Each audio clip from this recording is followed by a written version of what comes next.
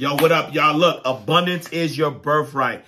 There are 9 things that you are not doing, why you are not living in abundance. So if you're watching this video, that means that you have not fully tapped in to the abundance that's your birthright. And I'm going to give you the 9 things that you need to do in order to tap in. Let's go. Hard work got me living in abundance.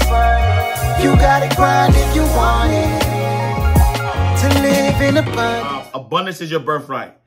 And when I say that, I didn't make it up. It's not something that I just pulled out the air.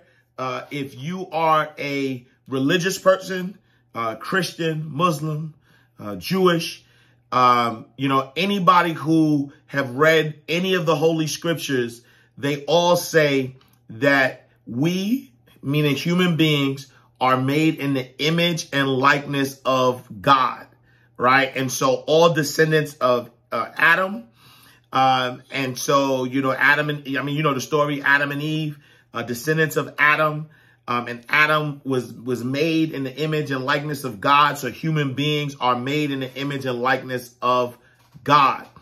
And so what does that mean? That means that, again, if you read any of the scriptures, everything that you need is already provided to you. I came to give you life and give it to you more what? More abundantly, right? And so everything that you already desire in life is yours already. But the problem is your awareness of this, right? You are not aware that abundance is your birthright. And so your thought process is actually repelling abundance, right? You're blocking the abundance. You're stopping the abundance, right? And so it's not that the abundance is not there for you. It's that you have not gotten the things out of the way, right, that would allow it to go through. So right now, if you go to your kitchen or your bathroom and you put your finger inside the faucet and then turn the water on, the water's not going to come out, right? Because you're blocking it. Your finger is there and it's blocking the abundance of water to come out, right? But if there was no obstruction and you turn the water on, water would be flowing nonstop as much as you need it to, right? And so that's the same thing. Mentally, we have a finger in the faucet and then the water's on, but we're wondering why we're thirsty, why we're looking for things, and why we're trying to make ends meet, because we have not taken our finger out of the faucet. So I want to give you 9, right? There's, if you understand numbers, 9 is the number of truth. And so I want to give you 9 ways where you can access your abundance. And I'm an acronym guy. So every, ABUNDANCE, 9, right? Abundance is 9 letters. 9 is the number of truth. And now we got 9 steps, with each step being a letter from abundance on how you can access the abundance. So number 1 is A, right? I need you to abandon any identity that is not ascribed to God, right? And so again, you're made in the image and likeness of God. So you are God's potential, right? And so if God is infinite potential, then you are infinite potential. And so to limit yourself is to limit God. I'm going to say that again. To limit yourself is to limit God. Because if you're made in the image and likeness of God, then that means whatever characteristics that God has, you have. And so, number 1, if you want to access your abundance, you have to abandon any identity that is not ascribed to God. Any identity that you would not ascribe to God, never ascribe that to you. Right? Never ascribe any identity that you would never ascribe to God unto yourself. Because by doing that, because here's the thing, you can have an abundance of abundance, or you can have an abundance of lack. And so as you are ascribing these limited beliefs onto yourself, you're not going to access the abundance, because that is not your true identity. Your true identity is that is ascribed to God. Number 2, I want you to become aligned with what you desired in life, right? In order to access abundance, you have to be aligned with the things that you desire. And so when I say alignment, you have to believe that you can receive it. You have to believe it's yours. You have to be in energetic alignment with that, right? If you're listening to the radio right now and you're dialed into the country station, but you're trying to listen to R&B, then it's not possible because you're tuned in to the country station, right? And so in order to listen to R&B, if you're dialed into the country station, you need to raise that vibration, right? Turn that frequency to the frequency that matches the R&B station. And so I need you to become aligned with what you desire in life. You have to embody that thing. You have to accept that thing. You have to enjoy that thing. You have to be aligned with what you desire in life. Number 3, I need you to unleash the power of law of attraction. You will always get what you focus on. This world is not an exclusion world. Like, you cannot exclude things, right? You can only include things. So if you are focused on poverty, then that means you are including poverty into your space, right? If you are focused on wealth, then you are including wealth in your space. If you are focused on people taking advantage of you, then you are including that in your space. And so I need you to unleash the power of law of attraction, right? Only focus on the things that you desire. Only. There's no reason why you should be focusing on sickness if your goal is health. There's no way you should be focusing on hate if the goal is love. Like, there's two sides of every coin, and you do not, under no circumstance, need to give attention to that you do not want. Only focus on what you do want, because the world is not, you cannot exclude things from your experience. So unleash the power of the law of attraction. Number 4, I want you to normalize being present in the now, right? Focusing on the past or the future is operating in lack mentality, right? And so if you want to access the abundance that you have to access it now, in this moment. You cannot think about the past and what has happened in the past, because there's nothing you can do in the past, right? You wish you would have done something different. There's nothing you can do in the past. The same holds true for the future, right? Everything is in God's will. And so everything is working for your greater good. And so even if you planned, God is the best planner. So even if you planned, whatever you planned, it's never going to go according to how you plan it. It's going to go according to what is the best direction for what you have demanded from the universe, demanded from God. So instead of focusing on the past or focusing on the future, focus on now, because what you do now will determine the future. And you know that the only thing that you have now is now, right? Number 5, I want you to decide what type of abundance you would like to access, right? The abundance of abundance or the abundance of lack.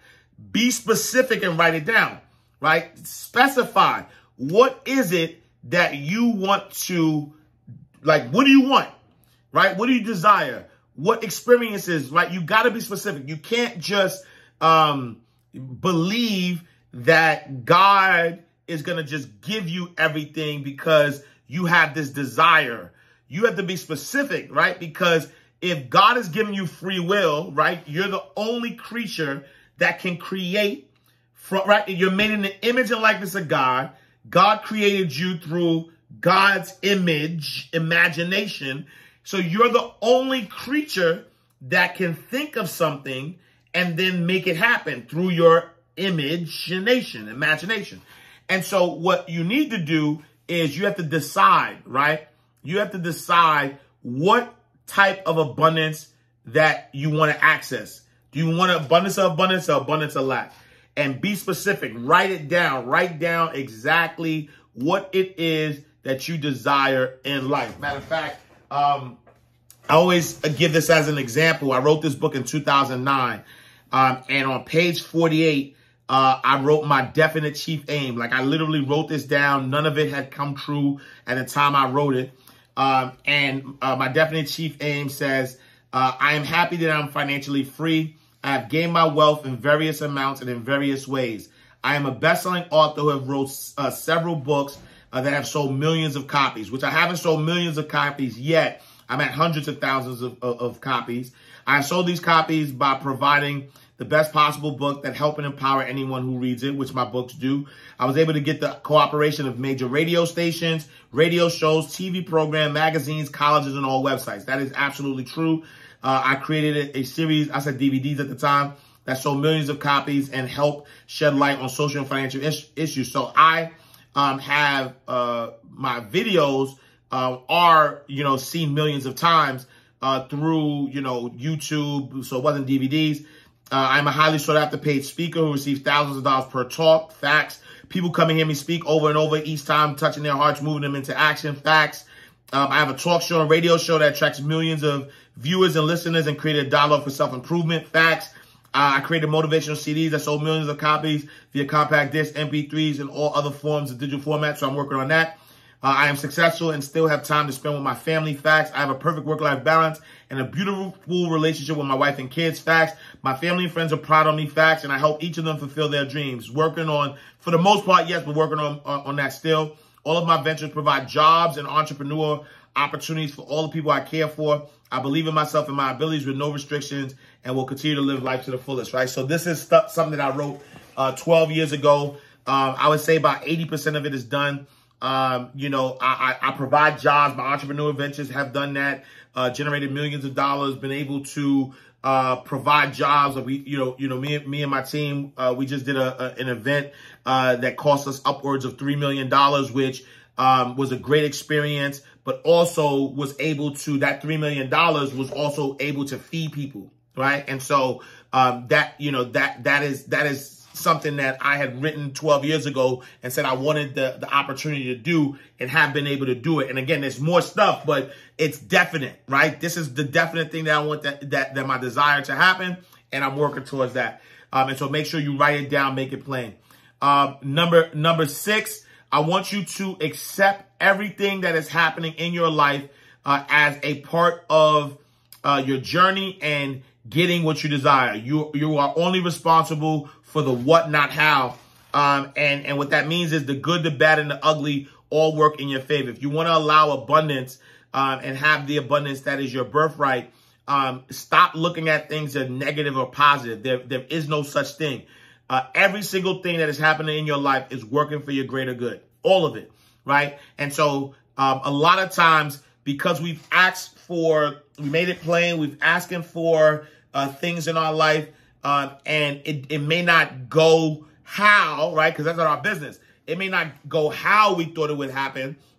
And because it doesn't go how we thought it would happen, what do? We automatically start putting energy towards the thing that's undesirable, taking our eye off what is desirable, not realizing that undesirable thing was going to push us there anyway. But now we're focusing on that and wishing and taking our focus off. Now we derail. Now we ask God or the universe for something different, trying to focus on this negative thing that we're calling negative, and it takes us to this different location because our wish is God's command, right? And so if we're saying, I want this and this needs to happen to get to this, and then when this happens, you take your eye off of this and you start focusing on this, you get what I'm saying? So accept everything that is happening in your life as a part of your journey. Number 7, navigate your emotions, right? And embrace negativity as a warning that you are shifting into your bliss, right? And so,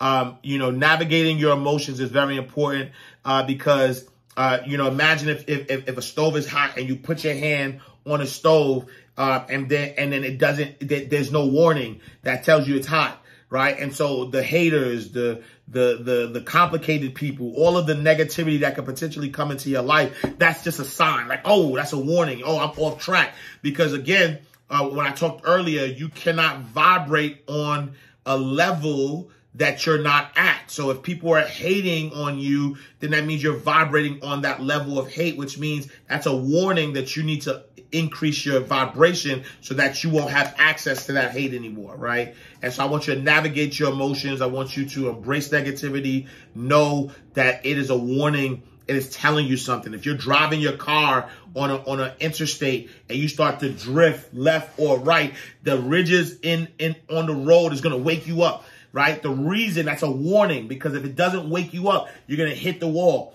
So you need the sign. You need to be woken up, because in that wake up is going to give you, get you back on the road straight. Number 8, choose to feel good as much as possible. Do not accept struggle as your identity, right? Feeling good is the master key to abundance. Like if you feel good, if you love what you're doing, if you're like enjoying life, you're signaling it, you're showing gratitude, you're signaling to the universe that yes, you want more of what makes you feel good. And if money makes you feel good, if love makes you feel good, if family make you feel good, just feeling good for the little things will get you more of that energy of feeling good. And then lastly, number 9, E, enjoy the fruits of your labor without guilt. Do not, everybody has the same access.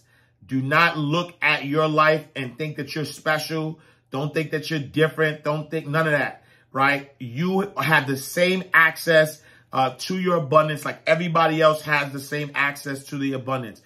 In fact, I have the same God, right? Because we're made in the image and likeness of God, that makes me God, greatness on display, which means the only way that I could prove that God exists is by displaying God, right? By overcoming adversities, by being in situations that other people would look as negative and overcome those situations, so I could prove that only God could have done that, right? And so if you are, if you've done everything to allow your abundance and now you're enjoying the fruits of your labor, but now you feel guilty because you're looking at this person like, oh my God, they don't have enough, right? No, enjoy the fruits of your labor without guilt. And so because the more you can enjoy, the more you'll get more of it. The more you get more of it, the more you could display that God exists. The more you display that God exists, you give other people permission to tap into the abundance that's their birthright. Yes, you want to give charity. Yes, you want to help. But what's better than charity, what's better than helping, is to lead people to the truth. And the truth is we are all made in the image and likeness of God. As long as you have a sound mind, as long as you have breath in your body, you have the ability to access the abundance like everybody else. All right, y'all, that is my video. Look, abundance is your birthright. We're living in abundance. Those are the 9 steps to allow abundance. If you like this video, make sure you subscribe to the channel. Share this video, right? Share this video. If this video has blessed you, if you got an aha moment, matter of fact, put the aha moment in the comments. I want to hear, what light bulb moment, happened for you. But make sure you subscribe, you like, you share, comment, all that good stuff. I'll see you next time. Live in abundance, because abundance is your birthright. And we are children of God. Yo. All right, peace, y'all. I'll see y'all next time.